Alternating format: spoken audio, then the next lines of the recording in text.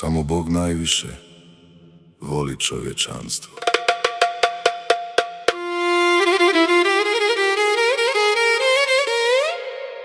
Bog želi potpuno spasiti čovječanstvo. U posljednjim danima i danas može razotkriti i suditi čovječanstvo.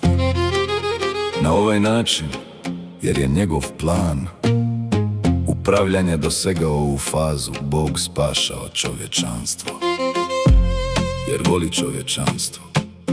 Budući da voli čovječanstvo i vođen je i motiviran ljubavlju, on postaje tijelo i upušta se u dimonsku jazbinu kako bi osobno spasio čovječanstvo.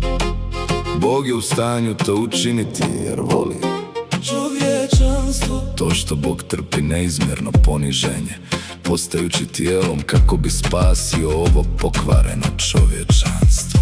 Sveobuhvatan je dokaz opsiga njegove ljubavi između redaka Božjih riječi. Nalazi se opomena, utjeha, ohrabrenje, tolerancija i strpljenje.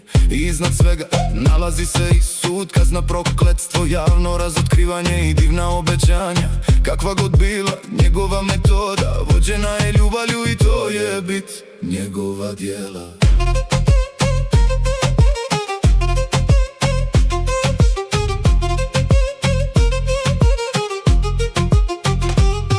Zašto većina ljudi danas tako žarko i tako revno slijedi Boga? To je zato što poznaju Božju ljubav i vide da je Božje djelo spasenje čovječanstva. Božje djelo je nevjerojatno precizno u svom vremenu. Svaki korak usko slijedi prethodni, bez ikakvog odgađanja. Zašto on ništa ne odgađa? Da spasi ljude, Bog spašava ljude koliko god može i nije spreman izgubiti ni jednu osobu koja se može spasiti, dok su sami ljudi ravnodušni prema svojoj sudbini. Dakle, ljudi čak ni ne znaju tko ih najviše voli na svijetu. Ne volite čak ni sebe, a ne znate ni kako cijeniti i poštovati vlastiti život.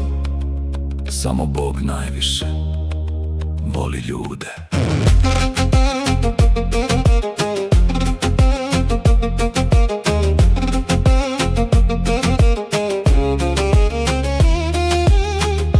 Malo ljudi iskusilo Božju ljubav. Većina je još mora. Vjeruju da je njihova ljubav prema sebi pouzdanija, ali zapravo bi trebali imati jasnije razumijevanje vrste ljubavi koju osjećaju prema sebi. Mogu li se ljudi spasiti voleći sebe? Samo Božja ljubav može spasiti ljude. To je jedina prava ljubav i postupno će te naučiti što je prava ljubav. Da Bog nije postao tijelom, da izravno radi i vodi ljude, da s njima komunicira dan i noć i da živi uz njih, ne bi im bilo lako istinski upoznati Božju ljubav. Da Bog nije postao tijelom i izrazio toliko istine, ljudi ga nikada ne bi mogli upoznati i nitko ne bi imao nikakvo znanje o njegovoj ljubavi. Iz riječi Svezak 3, Kristovi govori posljednjih dana. Poznajete li Božju ljubav prema čovječanstvu?